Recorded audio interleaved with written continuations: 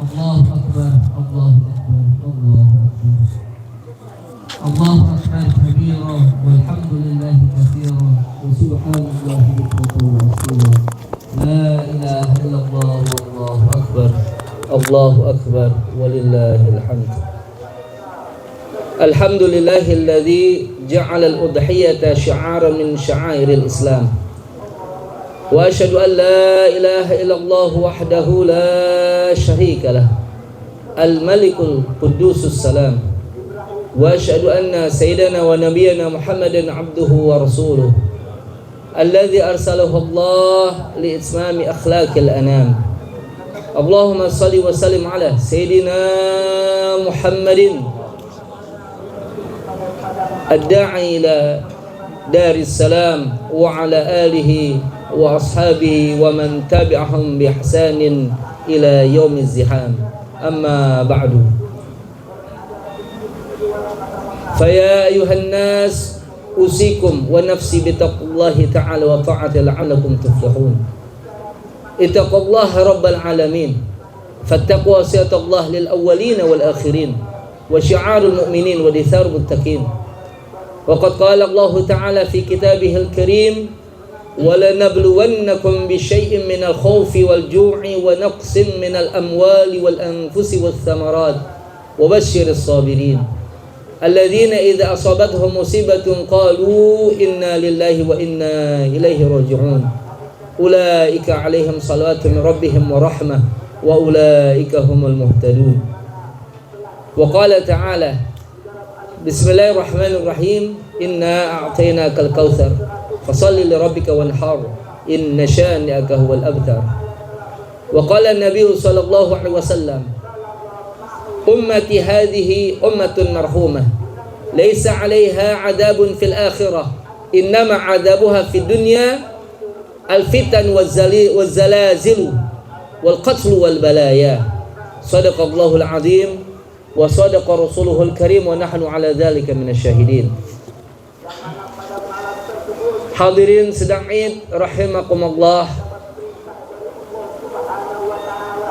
Bersinarnya matahari di pagi hari ini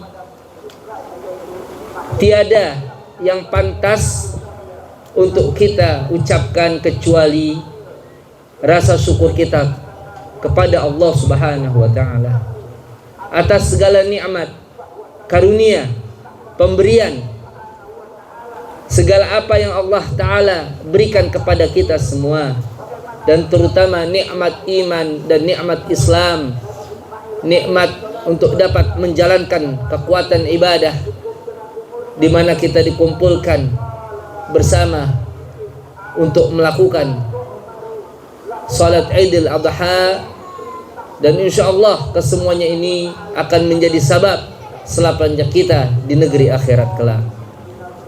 Salawat dan salam tak lupa kita haturkan kepada junjungan kita Nabi Muhammad sallallahu alaihi wasallam, juga pada keluarga dan para sahabatnya. Hadirin sidang Id yang berbahagia, ibadah kurban yang sebentar lagi akan kita laksanakan, sebagaimana sama kita ketahui, bermula dari ujian yang Allah berikan kepada dua hamba yang saleh, yakni Nabi Allah Ibrahim dan Nabi Allah Ismail alaihi wassalatu wassalam. Di mana hadirin, Nabi Allah Ibrahim seorang nabi yang penuh dengan kasih sayang, seorang ayah yang penuh dengan kecintaan. Setelah bertahun-tahun tak bertemu dengan sang anak, di mana ketika ia datang untuk menemui anaknya yakni Nabi Allah Ismail yang berada di Mekah, beliau mendapatkan perintah Allah Subhanahu wa taala untuk menyembelih sang anak. Nabi Ibrahim belum mengetahui kelak sang anak akan diganti oleh Allah dengan seekor kibash. Maka sebagaimana Allah firmankan, falamma balagha ma'ahu sa'ya qala ya bunayya inni ara fil manami anni athbahuka fanzur madza tara. Qala ya abati fa'al ma tu'mar satajiduni insyaallahu minas sabirin. Maka tatkala telah sampai usia untuk dapat berusaha untuk dapat bekerja, yakni sekitar usia 14 tahun lamanya, Nabi Allah Ibrahim datang kepada sang anak, dikatakan kepada anaknya tercinta yakni Nabi Allah Ismail, wahai anakku, sesungguhnya aku bermimpi bahwasanya aku menyembelihmu. Karena hadirin, mimpi para nabi adalah ilham dari Allah, suatu kebenaran. Nabi Allah Ismail seorang anak yang saleh, karena ibundanya yang memelihara dan merawat beliau pun seorang wanita salihah pula, yakni Sayyidatina Hajar, di mana dengan tegas, di mana dengan mantap seorang anak yang saleh tersebut mengatakan kepada ayahandanya, qala ya abati fa'al ma tu'mar satajiduni insyaallah minas sabirin. Nabi Allah Ismail berkata, wahai ayahanda, laksanakan apa yang telah Allah perintahkan kepadamu. Insyaallah niscaya kau akan dapati aku termasuk daripada orang-orang yang bersabar. Inilah hadirin, bila mana dalam sebuah keluarga, ayah, anak-anak, dan juga istri tidak lain tidak bukan yang diharapkan dalam setiap tindakan, perbuatan, amalan selama hidup di alam dunia hanya semata untuk mendapat ridha Allah Subhanahu wa taala, maka akan menjadilah rumah tangga tersebut rumah tangga yang baiti jannati, rumah tangga yang dipenuhi dengan keberkahan, rahmat dari Allah Subhanahu wa taala. Karena hadirin, kebersamaan kita di alam dunia ini tidaklah lama, hanya sebentar. Kelak kita akan berpisah dengan anak-anak kita, kita akan berpisah dengan keluarga kita. Tentu yang kita harapkan adalah kebersamaan selama-lamanya kelak di negeri akhirat nanti dalam surga Jannatun Na'im. Maka jangan sampai kita tinggalkan alam dunia tanpa iman, tanpa amal saleh. Sebab meskipun kita punya amalan sedikit, namun iman tetap bersemai di dalam hati, insya Allah kita pun akan dipertemukan dengan para orang-orang tua kita dahulu. Allah berfirman dalam surah At-Tur ayat ke-21, alladzina amanu wattaba'atuhum dzurriyyatuhum biimanin alhaqna bihim dzurriyyatahum. Orang-orang yang beriman dan anak turunan mereka yang mengikuti mereka dalam keimanan, niscaya akan kami pertemukan mereka dengan anak-anak turunan mereka. Ini hadirin, Allah akan pertemukan kita.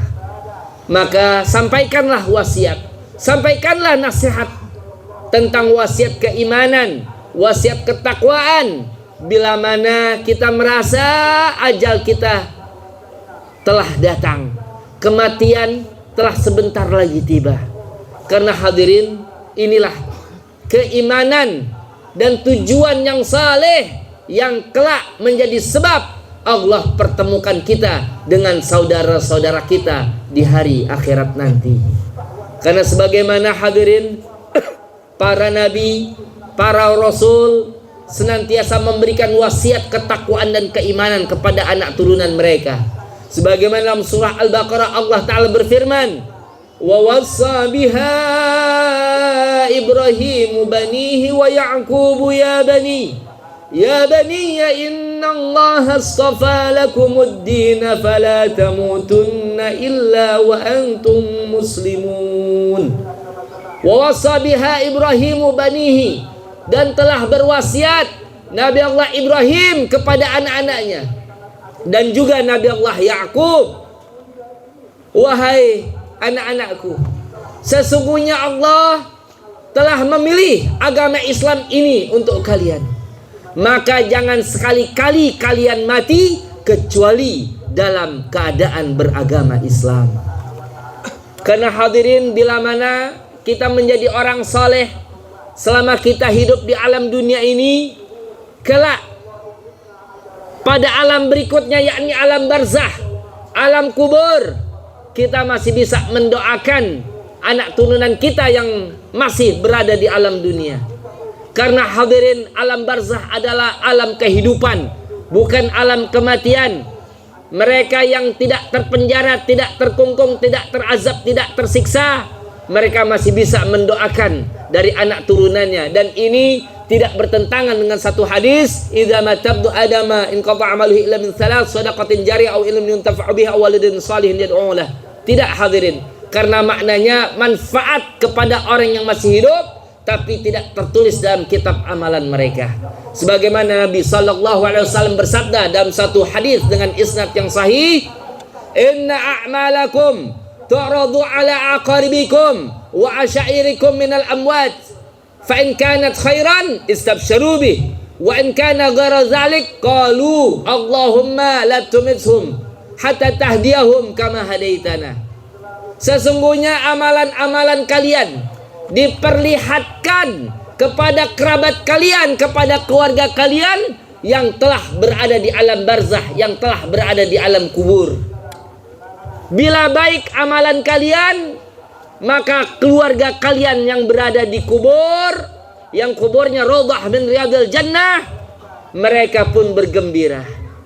Tapi bila kemaksiatan, kedurhakaan yang dilakukan, maka para pendahulu kita dari orang-orang saleh, mereka pun munajat, berdoa, memohon kepada Allah Subhanahu wa taala. Bagaimana doa mereka kepada kita bila kita melakukan kesalahan, kedurhakaan di alam dunia?